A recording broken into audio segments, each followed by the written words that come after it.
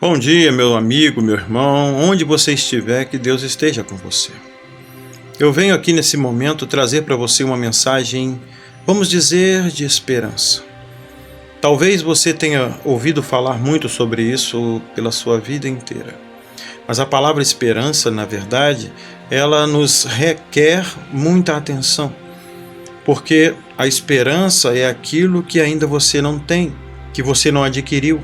Por isso é tão importante que a esperança esteja presente na sua vida.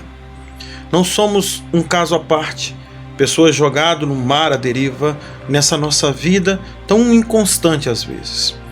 Nós podemos perceber que tudo aquilo que precisamos é muito sim importante para nós. E isso nos traz a característica de querermos mais e mais e mais. E isso não é ruim. O ruim é quando não percebemos e nem sabemos o que queremos. Por isso eu digo para você e pergunto para você, o que você quer da sua vida? A esperança traz para você talvez para muitos a incerteza de que realmente um dia acontecerá alguma coisa. Mas no fundo, o que nós precisamos é entender que sem ela nem isso teríamos. A perspectiva de querer sempre o melhor é humana. E não estamos errados, porque sofrer não é nada confortável e ninguém quer chegar a esse ponto. Sou um homem que falo de coisas ligadas diretamente à sua fé. Não tenho o prazer de falar coisas que não é e nem faz menção a isso, porque para mim a fé é a maior esperança que o humano pode ter. Embora eu saiba que muitos ou a maioria dos homens podem mesmo nem acreditar que a fé exista. Eu queria deixar com você o capítulo 11 da Epístola de Paulo, quando ele fala aos Hebreus. Na verdade, não Paulo falando aos Hebreus, porque a carta dos Hebreus, a carta remetida aos Hebreus, não tem ali o seu autor definido. Mas eu quero dizer para você que no capítulo 11 da carta aos Hebreus, no versículo 1, a palavra nos diz uma definição certa sobre a fé verdadeira, não o fideísmo, mas a fé, aquela que nos leva perante a face do Senhor. O capítulo 11, versículo 1 da epístola, que está escrita ali aos Hebreus, com um autor desconhecido, talvez eu tenha falado Paulo, mas ninguém realmente sabe quem escreveu. Nós sabemos que aquele versículo nos diz que a fé é o firme fundamento das coisas que se esperam e a prova das coisas que não se veem. Então, a fé traz para a gente a esperança. Essa esperança, ela é colocada em nossos corações e então nós veremos se queremos prosseguir nesse caminho ou não. Eu digo para você hoje, Jesus ama você e quer você a todo custo. Talvez esse custo seja tão grande que mesmo por ele existir e você não saber exatamente o que significa, você tenha abandonado esse caminho. Eu sei que talvez nunca tenha nem sequer pensado nisso, mas eu venho aqui neste momento, nesse vídeo pequeno, nesta pequena reflexão, dizer para você que Jesus ama você, que você é único para ele. Talvez um dia você entenda melhor o que eu quero dizer. Espero que esse dia não esteja longe. E quero também oferecer a você, nesse exato momento, a condição de entendê-lo, de entender o que estou falando, de entender o que Deus quer que você entenda. Eu preciso muito que você saiba que Deus ama você acima de qualquer suspeita. Muitos nem acreditam em Deus, por isso já perderam também a esperança, ou estão esperançados sem saber o que significa realmente esperança. Só pode te dar uma esperança aquele que tem o poder sobre o futuro, sobre o que vai acontecer. Nenhuma esperança acontece porque nós achamos ou simplesmente porque sentimos alguma coisa. O fato é que ninguém tem uma definição certa sobre isso, mas não importa. Se realmente você tem um propósito, isso pode sim te dar uma esperança. Até o dia em que você perceber que o seu propósito não tem nenhum vínculo com a realidade. A chamada utopia nos leva a momentos bem diferentes daquilo que Deus nos promete.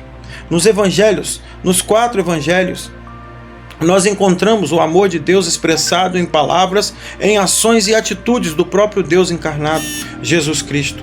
Muitos não creem nessa parte, não fazem parte das pessoas que um dia acreditaram nisso. Eu, por exemplo, eu acredito naquilo que vivo. Eu vivo o que os evangelhos falam, o que a palavra fala, o que testifica o Velho Testamento no Novo. Deus, Ele não espera com que nós, na nossa pequeninidade, naquilo que somos tão falhos, que é a questão de estarmos desligados das coisas espirituais, ao ponto de não entendermos que o simples fato de respirarmos é o Espírito Santo de Deus que habita em nós. Não posso dizer o Espírito Santo da promessa, mas o Espírito que foi soprado em nossas narinas quando fomos criados. O simples fato de acreditarmos nisso nos traz uma esperança que muitos sequer almejam, porque, na verdade, ainda não tiveram um encontro pessoal com Jesus. Só Jesus pode te dar essa esperança. Só Jesus pode te colocar nesse patamar, nesse lugar onde você ainda não entendeu que o mais importante é estar presente naquilo que Deus nos ordena, naquilo que Deus manda que nós façamos. Eu queria também dizer para você que somos muito mais do que pensamos. Apenas nos diminuímos por causa da queda que foi nos imposta pelo pecado. O pecado, diferentemente de muita gente pensa, o pecado natural, aquele que nasce conosco, esse pecado ele é instituído por falta de obediência. A desobediência é o primeiro pecado cometido e por isso ela desencadeou vários outros pecados que hoje vivemos. Por sermos destituídos da glória de Deus, nós nos afastamos dos prazeres que Deus nos dá em servi-lo, porque diferente dos prazeres da carne, quem serve a Cristo tem prazer em servir ao Senhor, medita na lei dele de dia e de noite, diferentemente de todas as outras coisas. Eu queria dizer para você nesse momento que esse rápido vídeo possa ter uma grande valia em tua vida, que você possa estar aqui comigo até agora. E se você chegou até agora, eu quero te dizer que você é uma pessoa que tem grande chance de encontrar a esperança, essa que consigo viver hoje, uma esperança que me tira de grandes problemas e que me dá um caminho virtuoso, uma chance em meio a um mundo tão conturbado de mortes, de pessoas que não conseguem viver sem fazer com que a outra sofra. Porque se você não sabe, quem tenta viver esforçando-se para ser uma pessoa que ele na verdade não é, e nem sabe disso, coloca em risco a felicidade do seu próximo, porque amar ao próximo como a si mesmo se nos dá a possibilidade de entender o que realmente a mensagem do Evangelho produz. Porque se amamos ao próximo como a nós mesmos, primeiro vem o mandamento de amar a Deus sobre todas as coisas.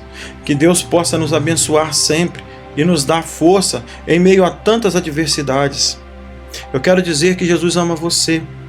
E queria também poder dizer que eu, como servo do Senhor, naquilo que Ele me ensinou, que eu também possa amar o meu próximo, que seja você ou qualquer outra pessoa, porque Deus me ordena amar.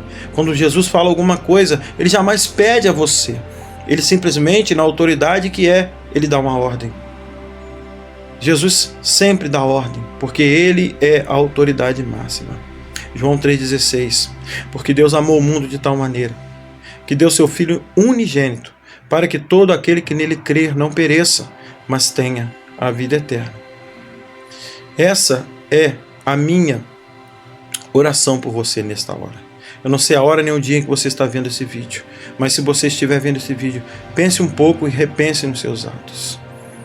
Não se esqueça, se inscreva no canal, compartilhe esse vídeo com mais pessoas.